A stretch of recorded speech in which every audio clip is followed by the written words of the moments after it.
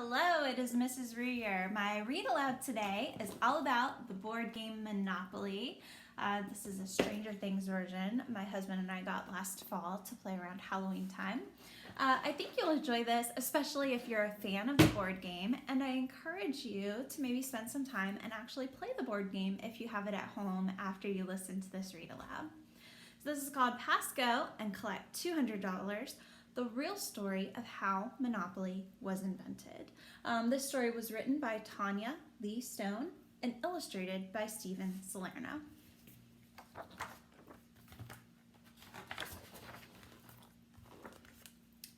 What kind of Monopoly player are you? Do you save your money until you land on Park Place or Boardwalk? Do you buy up all the properties you can? Do you always want to be the banker? Do you and your friends like to make the game last for days or find ways to play a shorter game? Monopoly is one of the most famous games in the world. More than 1 billion people have played it in 111 countries. 1 billion. Monopoly is really about making and losing money. The person with the most money and property at the end of the game wins. Have you ever wondered who invented Monopoly? Or how rich and famous that person became? Was the inventor of Monopoly the ultimate winner? We need to look back more than 100 years to find out. Elizabeth Magie, or Lizzie as she was called, was a woman of many talents. She was smart, made people laugh, wrote poetry and short stories, and enjoyed acting.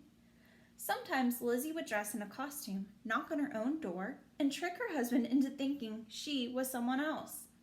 She wasn't afraid to speak her mind publicly either, which was brave behavior for a woman at that time. Perhaps the most important thing about Lizzie Magie, though, was that she took issues of fairness quite seriously. And she lived from 1866 to 1948. In the late 1800s, millions of Americans left small towns and farming areas to move to cities, where workers were needed more than ever before. Of course, they had to have places to live. A small number of wealthy people began to buy as much land as they could and build houses and apartment buildings. They charged people fees or rent to live there. The more land the owners controlled, the higher the rent increased. This created a situation in which the landlords could become wealthier while renters or tenants stayed poor. Lizzie thought this was a terrible arrangement, but it gave her a great idea. She created a game to show people just how unjust this landlord-tenant relationship could be. The winner was the player with the most land and money at the end of the game. The other players usually went broke in the process. Lizzie had also come up with a second set of rules to show a fairer way to play, which had players sharing money when it was earned. She likely knew that the first, more competitive way to play would become more popular. Her complicated game was designed for grown-ups, but she believed kids were smart enough to play too. Lizzie hoped kids would see just how unfair the first set of rules was and grow up to play by the second set in real life. Lizzie Magie called it the landlord's game, and in 1903 she filed a patent to claim credit for her invention. Lizzie's patent detailed her game rules and included a drawing of the board and its pieces. It was the first time anyone had ever filed a patent for a board game. The patent was granted in January 1904, at a time when women received fewer than 1% of all U.S. patents. To play her game, Lizzie used dice, a bank with play money, and two kinds of cards, luxury and legacy, that a player might draw during a turn. She had 4 railroads, each one placed in the middle of each side of the board. There were 22 properties or lots, each with the purchase price and rent value. Any player landing on a lot owned by another player had to pay rent. 3 of the corners on Lizzie's board were labeled Public Park, Go to Jail, and Jail. Players who went to jail had to pay a fine or stay there until they rolled doubles. The 4th corner of Lizzie's board was called Mother Earth. Each time players passed Mother Earth, completing 1 turn around the board, they collected $100. Does any of this sound familiar?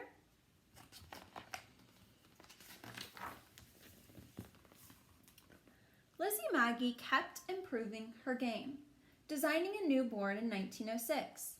She and two friends manufactured a small number of them. Lizzie added some new rules, including charging more rent for owning multiple railroads. Fans of the game also started using handmade boards. Pretty soon, lots of people were playing her game. One of them was a man named Scott Nearing. He taught business at the University of Pennsylvania, and he took Lizzie's game to class to teach his students about landlords and rent. He and his students loved the game. They started calling it Monopoly because that's the term used when an owner gains sole control over a group of properties. The students made replicas of the game. They shared them with other students at other colleges. The landlord's game was probably the most complex game of its time, but people enjoyed its many ideas and rules. Word spread, and soon more and more people were playing Lizzie Maggie's game, although most didn't know it was her idea. Do you ever change the rules when you play Monopoly with your friends? Well, that's what was happening with Lizzie's game. It became common for people to make their own boards, often adding local street names and to tweak the rules to their liking.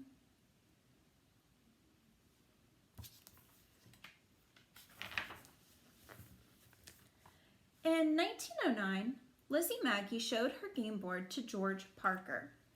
George and his two brothers owned the Parker Brothers Game Company.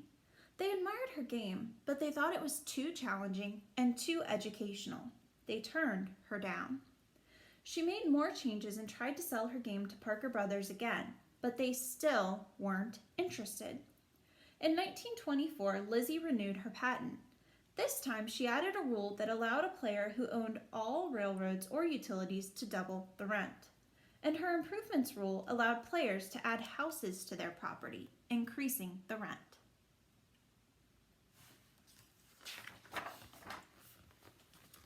None of this stopped Lizzie's game from continuing to attract new players. Devoted fans kept making their own changes. The most lasting changes happened in Atlantic City, New Jersey in 1930. Ruth Hoskins, a young Quaker teacher, and her friends renamed most of the properties after Atlantic City streets and neighborhoods. They were inspired by locations such as St. Charles Place, Ventnor Avenue, and Boardwalk. Someone else came up with a color sequence and divided the properties into groups of 3. Atlantic City players added hotels to the game as well. Around this time, a huge financial crisis called the Great Depression struck. All across the country, companies and farms went out of business. People had trouble paying for everything, from food to rent. By 1932, 1 in 4 Americans had lost their jobs. One of them was a man named Charles Darrow. He and his wife had dinner with friends who happened to have an Atlantic City game board. They taught the Darrows how to play. Charles loved the game and decided to make his own board. He asked his friends for copies of their rules. You know how some people have a knack for taking something great and making it even better? Well, that's what Charles Darrow did. The first board he made was round, although he quickly went back to the idea of a square board. The round one had inspired Charles to draw larger rectangles with bars of color on the top, one for each group of properties. He also created new designs with the help of stencils for the Chance question marks, the Waterworks faucet, the electric company light bulb, and the railroad trains.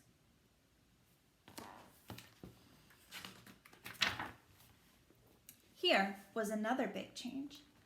Instead of sharing the game freely, like most others had done, Charles started selling sets to friends. Nearly broke, he thought it might be a good way to earn money for his family. He made each one by hand, drawing the game board on a large piece of oilcloth with pen and ink and using oil paint for the colored boards. He cut scraps of wood into houses and hotels and painted those too. He also typed up the rules. Each game took about 8 hours to make. Soon, Charles Darrow advertised his version, claiming credit as its inventor. Charles tried to sell the game to 2 companies, one of which was Parker Brothers. He was turned down just like Lizzie. But Charles did not give up. he persuaded a big department store and a famous toy store to stock his Monopoly sets for Christmas. Pretty soon, other stores signed on.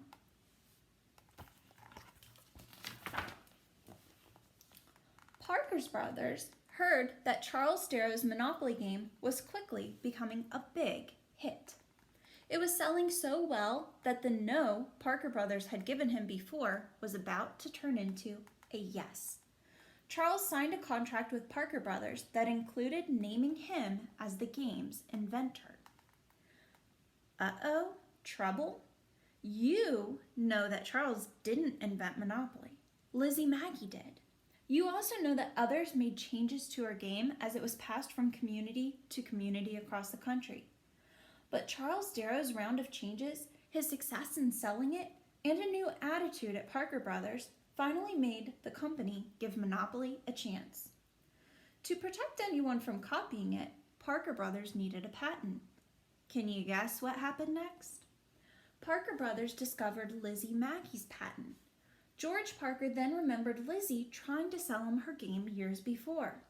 After having made an earlier claim that Monopoly was his brainchild, Charles Darrow admitted that he had worked from an existing game, but he didn't know who created it.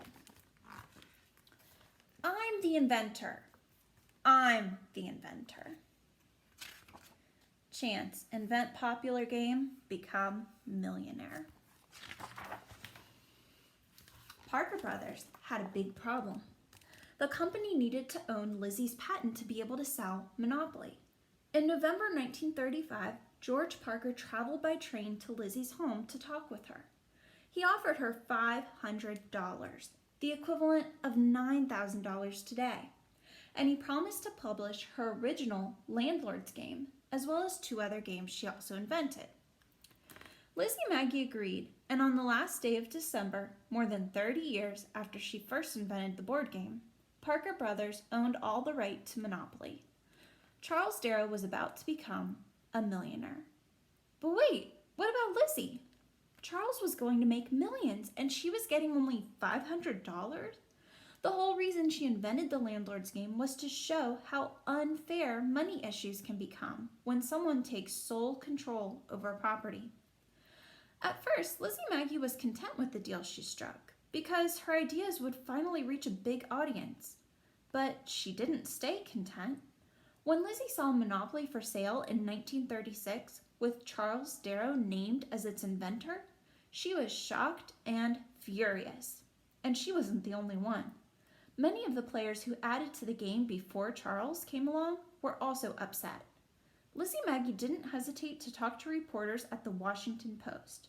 Although the paper ran a story about Lizzie being the original inventor, the news of her claim eventually faded.